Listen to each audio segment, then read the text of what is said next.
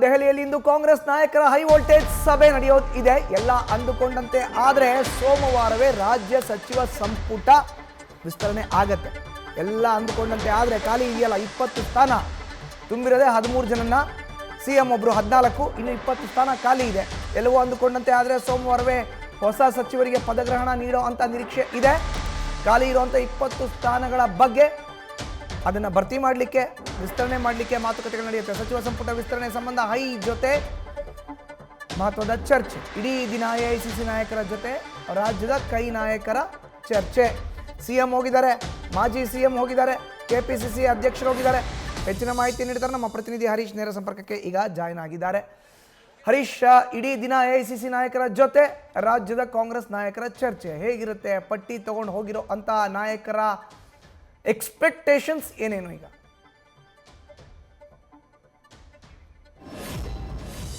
ಬಹಳ ಮುಖ್ಯವಾಗಿರುವಂತದ್ದು ಜೂನ್ 3ನೇ ತಾರೀಕು ಡಿ ಕೆ ಶಿವಕುಮಾರ್ ಅವರು ರಾಜ್ಯದ ಮುಖ್ಯಮಂತ್ರಿಯಾಗಿ ಪ್ರಮಾಣ ವಚನ ಸ್ವೀಕರಿಸುತ್ತಾರೆ. ಆ ಸಂದರ್ಭದಲ್ಲಿ 13 ಜನ ಹಿರಿಯ ನಾಯಕರು ಕೂಡ ಸಚಿವರಾಗಿ ಪ್ರಮಾಣ ವಚನ ಸ್ವೀಕರಿಸ್ತಾರೆ. ಅದಾದ ನಂತರ ಇದುವರೆಗೂ ಕೂಡ 2ನೇ ಹಂತದ ಸಚಿವ ಸಂಪುಟ ವಿಸ್ತರಣೆಗೆ ಸಂಬಂಧಪಟ್ಟಂತೆ ಸಾಕಷ್ಟು ಚರ್ಚೆಗಳು ಆಗ್ತಾ ಇತ್ತು. ಯಾವಾಗ ಆಗುತ್ತೆ ಅನ್ನುವಂಥ ಚರ್ಚೆಗಳು, ಕೊನೆಯೂ ಕೂಡ ಅದಕ್ಕೆ ಉತ್ತರ ಕೂಡ ಸಿಕ್ಕಿದೆ. ಇವತ್ತು ದೆಹಲಿಯಲ್ಲಿ ಹೈಕಮಾಂಡ್ ನಾಯಕರ ಜೊತೆಗೆ ರಾಜ್ಯ ನಾಯಕರು ಮಹತ್ವದ ಮಾತುಕತೆ ನಡೆಸ್ತಾರೆ.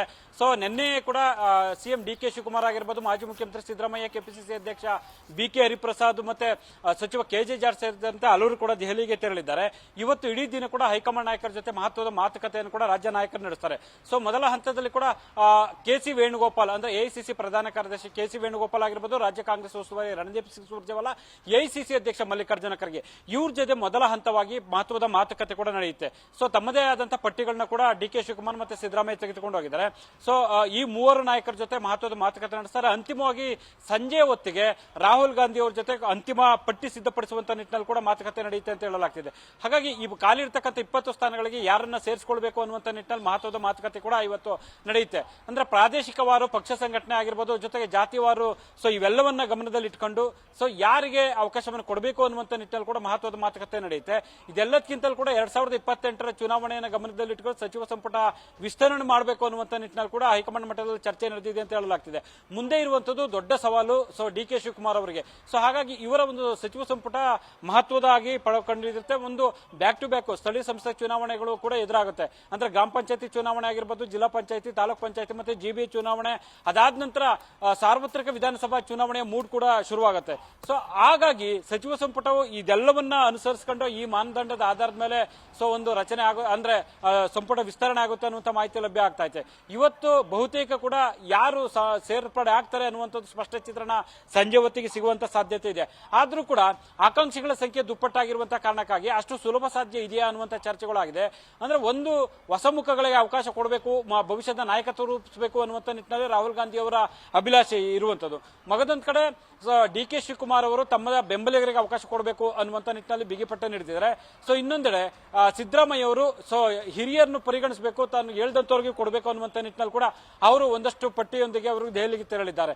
ಇದೆಲ್ಲಕ್ಕಿಂತಲೂ ಹೊಸಬರು ಒಂದು ಅವಕಾಶ ಕೊಡಬೇಕು ಅನ್ನುವಂಥ ಒಂದ್ ಕಡೆ ಬಿಗಿಪಟ್ಟಿದ್ದಾರೆ. ಮಗದೊಂದ್ ಕಡೆ 3-4 ಬಾರಿ ಗೆದ್ದಿರ್ತಕ್ಕಂಥ ಹಿರಿಯ ಶಾಸಕರು ಏನಿದ್ದಾರೆ, ದೆಹಲಿಗೆ ಭೇಟಿ ಕೊಟ್ಟಂತ 30ಕ್ಕೂ ಹೆಚ್ಚು ಜನ ಶಾಸಕರು, ಅವರು ತಮಗೆ ಅವಕಾಶವನ್ನು ಕೊಡಬೇಕು ಅನ್ನುವಂಥ ನಿಟ್ಟಿನಲ್ಲಿ ಶತಾಯಗತಾಯ ಕಸರತ್ತನ್ನು ಕೂಡ ನಡೆಸ್ತಾ ಇದ್ದಾರೆ. ಇನ್ನೊಂದು ಬಹಳ ಮುಖ್ಯವಾಗಿರುವಂತದ್ದು, ತಮಗೆ ಸಚಿವ ಸ್ಥಾನ ಕೊಡಬೇಕು ಅನ್ನುವಂಥ ನಿಟ್ಟಿನಲ್ಲಿ ತೆರೆಮರೆಯಲ್ಲಿ ಬೇರೆ ಬೇರೆ ಸಮುದಾಯದ ನಾಯಕರು ಪ್ರಯತ್ನಗಳು ನಡೆಸ್ತಾ ಇದ್ದಾರೆ. ಒಂದ್ ಕಡೆ ಮಲ್ಲಿಕಾರ್ಜುನ ಖರ್ಗೆ ಮೂಲಕ, ಸಿದ್ದರಾಮಯ್ಯ ಮೂಲಕ, ಡಿ ಕೆ ಶಿವಕುಮಾರ್ ಅವರ ಮೂಲಕ ಪ್ರಯತ್ನಗಳಾಗ್ತಿದೆ. ಮಗದೊಂದ್ ಕಡೆ ಎಐಸಿಸಿ ಪ್ರಧಾನ ಕಾರ್ಯದರ್ಶಿ ವೇಣುಗೋಪಾಲ್ ಆಗಿರ್ಬೋದು, ಉಸ್ತುವಾರಿ ಸುರ್ಜೇವಾಲಾ ಮೂಲಕ ಕೂಡ ಒತ್ತಡ ಹಾಕುವಂತ ಒಂದು ಪ್ರಯತ್ನ ಆಗ್ತಿದೆ. ಈಗಾಗಲೇ ದೆಹಲಿಯಲ್ಲಿ 20ಕ್ಕೂ ಹೆಚ್ಚು ಜನ ಆಕಾಂಕ್ಷಿಗಳು ಕೂಡ ವಾಸ್ತವ್ಯವನ್ನು ನೋಡಿದ್ದಾರೆ. ಕಳೆದ ಹಲವು ದಿನಗಳಿಂದಲೂ ಅಲ್ಲೇ ಬೀಡು ಬಿಟ್ಟಿದ್ದಾರೆ.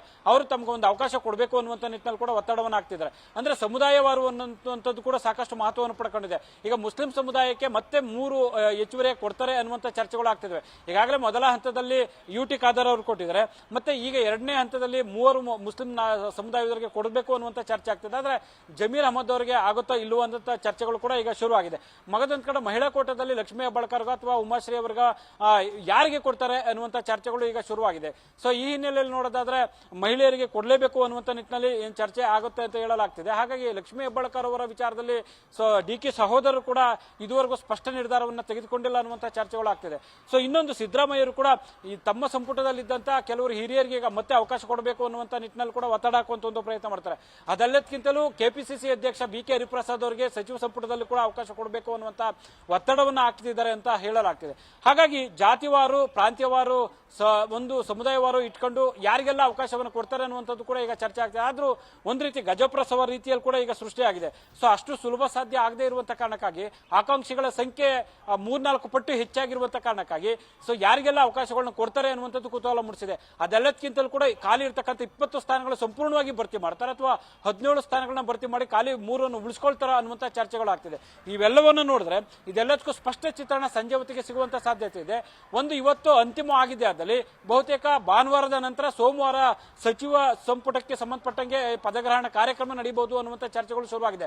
ಆಗಸ್ಟ್ 6ನೇ ತಾರೀಕಿಂದ ವಿಧಾನಮಂಡಲದ ಉಭಯ ಸದನಗಳ ಅಧಿವೇಶನ ಕೂಡ ಆರಂಭ ಆಗುತ್ತೆ. ಅದಕ್ಕೂ ಮೊದಲು ಕೂಡ ನೂತನ ಸಚಿವರ ಎಂಟ್ರಿ ಆಗಬೇಕು, ಇಲಾಖೆ ಬಗ್ಗೆ ಅರಿಬೇಕಾಗುತ್ತೆ. ಸೊ ಈ ಹಿನ್ನೆಲೆಯಲ್ಲಿ ನೋಡೋದಾದ್ರೆ ಯಾವ ಜಿಲ್ಲೆಗೆ ಯಾರ್ಯಾರಿಗೆ ಅವಕಾಶವನ್ನು ಕೊಡ್ತಾರೆ ಅನ್ನುವಂಥದ್ದು ಸಾಕಷ್ಟು ಕುತೂಹಲಕ್ಕೆ ಈಡು ಮಾಡಿಕೊಟ್ಟಿದೆ. ಮೊದಲ ಹಂತದಲ್ಲಿ 13 ಜನಕ್ಕೆ ಅವಕಾಶವನ್ನು ಕೊಟ್ಟಿದೆ. ಸಿದ್ದರಾಮಯ್ಯ ಸಂಪುಟದಲ್ಲಿದ್ದಂಥ ಬಹುತೇಕರಿಗೆ ಕೂಡ ಮೊದಲ ಹಂತದಲ್ಲಿ ಅವಕಾಶ ಸಿಕ್ಕಿದೆ. ಸಿದ್ದರಾಮಯ್ಯ ಸಂಪುಟದಲ್ಲಿದ್ದಂಥವರಿಗೆ, ಇನ್ನೂ ಉಳಿದವರಿಗೆ 2ನೇ ಹಂತದಲ್ಲಿ ಸಿಗುತ್ತಾ ಇಲ್ವೋ ಅನ್ನುವಂಥದ್ದು ಸಾಕಷ್ಟು ಕುತೂಹಲಕ್ಕೆ ಈಡು ಮಾಡಿಕೊಟ್ಟಿದೆ. ಮಧುಸೂದನ್, ಧನ್ಯವಾದ ಹರೀಶ್ ನಿಮ್ಮ ಮಾಹಿತಿಗೆ. ನ್ಯೂಸ್ ಫಸ್ಟ್ ನಿರ್ಭೀತಿಯಿಂದ ನಿಮ್ಮ ಪರವಾಗಿ.